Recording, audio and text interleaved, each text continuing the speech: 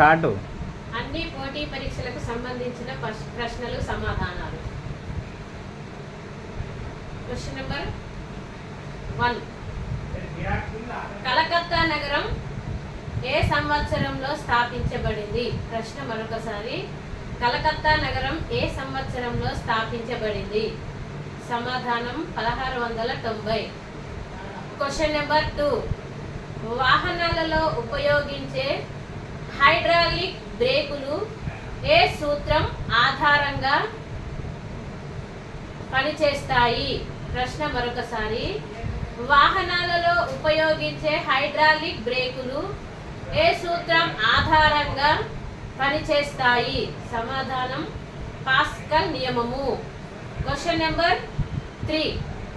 హరప్పా నాగరికత కాలంలో వాడిన ఇటుకలు ఏ ఆకారంలో ఉండేవి? ప్రశ్న మరొకసారి. హరప్పా నాగరికత కాలంలో వాడిన ఇటుకలు ఏ ఆకారంలో ఉండేవి?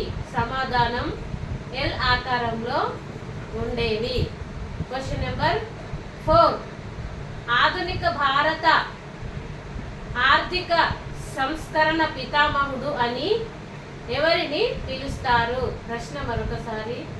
ఆధునిక భారత ఆర్థిక సంస్కరణల పితామహుడు అని ఎవరిని పిలుస్తారు? సమాధానం పివి నరసింహారావు. Question number 5.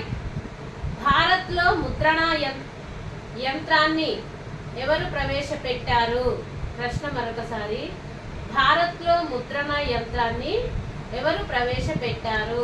సమాధానం పోర్చుగీస్ వారు. Question number 6. పిల్లలమర్రి పట్టణాన్ని నిర్మించిన వారు ఎవరు? ప్రశ్న మరొకసారి. పిల్లలమర్రి పట్టణాన్ని నిర్మించిన వారు ఎవరు? సమాధానం రేచెర్ల బేతిరెడ్డి.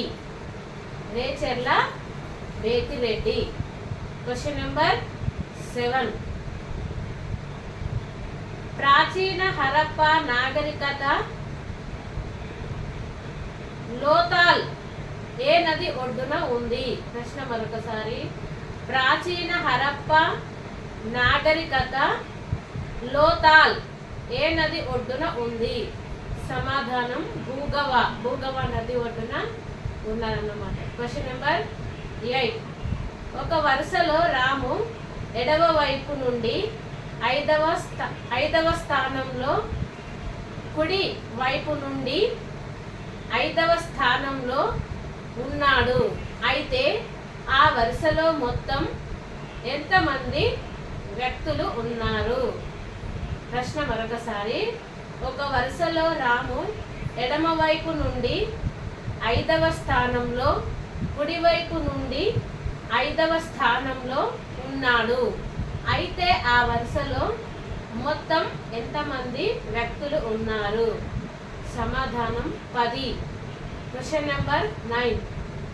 జాతీయ స్థాయిలో కేంద్ర పంచాయతీ రాజ్ మంత్రిత్వ శాఖను ఎప్పుడు ఏర్పాటు చేశారు? ప్రశ్న మరొకసారి. జాతీయ స్థాయిలో కేంద్ర పంచాయతీ రాజ్ మంత్రిత్వ శాఖను ఎప్పుడు ఏర్పాటు చేశారు? సమాధానం 2004లో ఏర్పాటు చేశారు. Question number 10. Alluri Sitaramaraju parliament ప్రాంగణంలో విగ్రహం ఏర్పాటు చేయడానికి కేంద్ర ప్రభుత్వం ఆమోదం తెలిపిన సంవత్సరం ఏది? ప్రశ్న మరొకసారి. అల్లూరి సీతారామరాజు పార్లమెంటు ప్రాంగణంలో విగ్రహం ఏర్పాటు చేయడానికి కేంద్ర ప్రభుత్వం ఆమోదం తెలిపిన సంవత్సరం ఏది? సమాధానం 2017. ఇంతటితో ఈ ప్రశ్నలు సమాధానాలు సమాప్తమైనవి. నా వీడియో కనుక మీకు నచ్చితే సబ్స్క్రైబ్ చేయండి, లైక్ చేయండి, షేర్ చేయండి.